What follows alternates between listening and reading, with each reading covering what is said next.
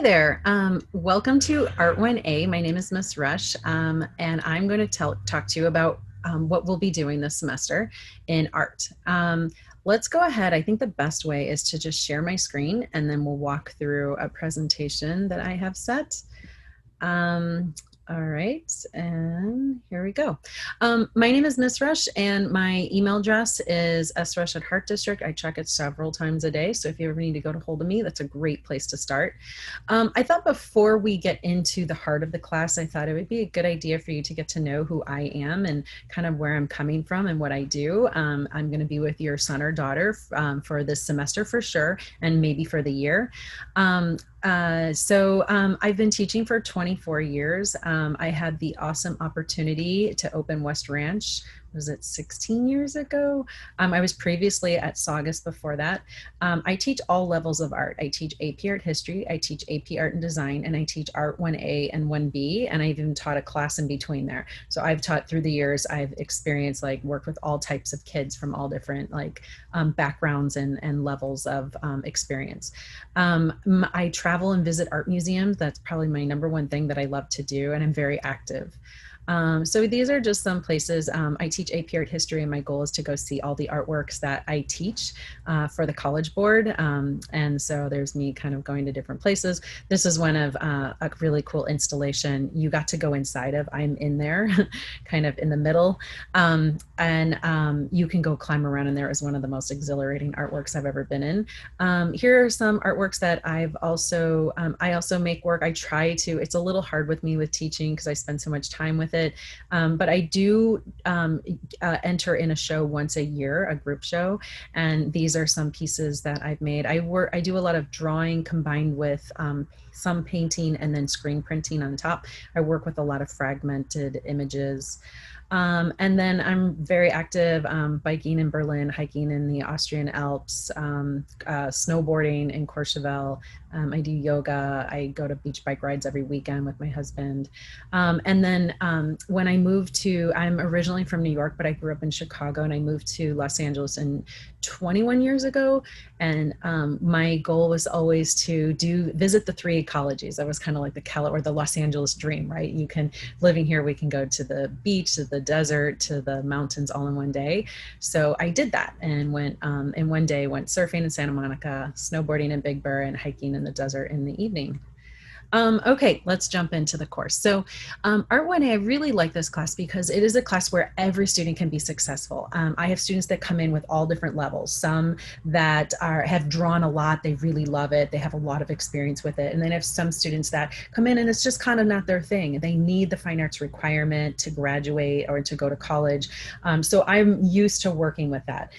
The way that I teach, and I'm able to do this so far with virtual learning, is where I teach to the class, and then after I do kind of the main instruction, I'll break into breakout rooms, and then I go from room to room, and I'm able to visit with students independently and as a small group and independently. And I'll pin their video and they'll show me what they're working on. If they have questions, we can talk about that. So I do feel like I'm trying to recreate that as best I can.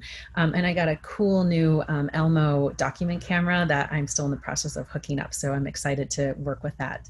Right now I'm using my phone.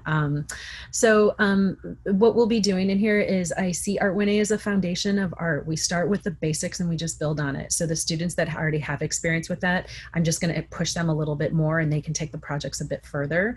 I usually start off with basic drawing. We'll be doing 2D design, perspective. Actually, with virtual learning, I did perspective first. We're kind of in that now. They'll be learning about the elements and principles of art and design. We'll be learning color theory. They'll learn art terms and concepts and different techniques. And we also will be talking about art history. So there are 5 formal artists that we'll be talking about, but every time there's something cool or interesting in the news, I'll bring that in and show them. And then also learning the critique process. How do you look at a work of art and analyze it? Course expectations, so all district and school rules and digital policies will be followed. Students need to be on time to all Zoom sessions. We have a new schedule coming up on Monday, which will give us a little bit more time in between classes. We get a 10-minute passing period, so there won't be any tardies, which will be fantastic.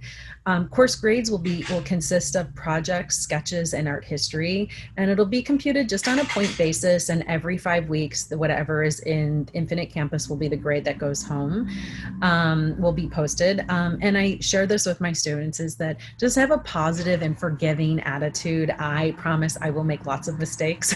So we'll kind of all learn together, and just kind of, everyone's been, actually quite kind so far this year. Some materials that could be really helpful for this year, definitely paper.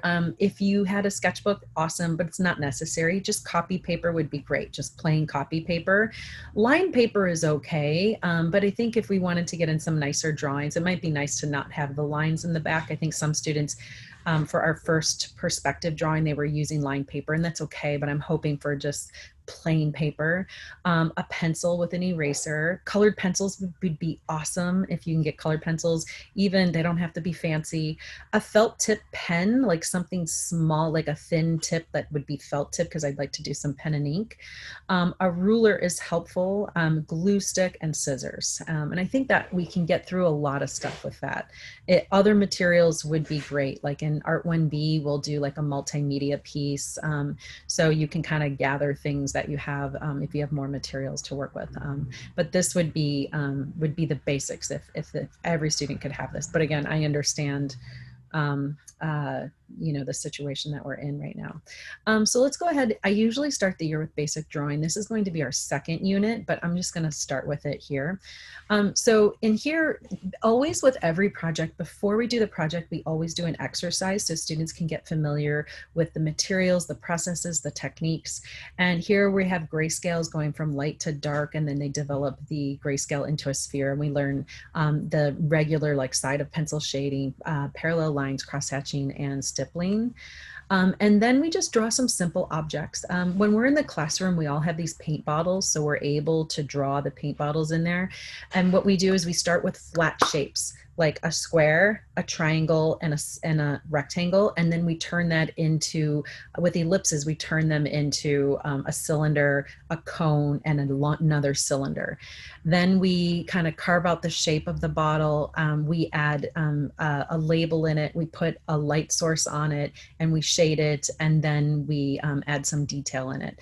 And then we also do a cup with a pencil as well. I think because of our loss of time in virtual learning, I think we'll do a cup. I think everyone can get a glass or a cup, and we'll be doing that together. And then they can add anything they want with it. Some students really have a lot of fun and like put animated figures in it. You can really do anything. Perspective, this is what we started on. We just actually are just finishing this up now, where I always introduce with 1 point perspective, where they do their name or pet's name or favorite saying, and then they vanish to a 1 point vanishing point, and then they can add color or shading with graphite if they don't have color. And they can work with crayons with this too. If you have colored pencils, great. Some students will put them into shape. So I mean, everyone's working kind of at what they feel most comfortable doing. And then we'll go into 2 point perspective, and I'm still kind of rethinking this. I'm thinking of making it much smaller, but I want them to learn the techniques of 2 point and 3 point. But when we were in class, we did 2 point perspective, where they developed a city, and I showed them how to make interior piercings into buildings, doors, windows, brickwork, lettering, and signage. Students would kind of develop their own, like, it's in the mountains, or making a little French area, a French town, or so it's downtown in a big metropolis, or it's in, a suburban neighborhood. I mean, it could really be anything they want it to be. And again, I'm still kind of reworking that. Pen and ink, even if they just have a regular, that's where the felt tip pen would be awesome. But if not, a regular pen could work as well.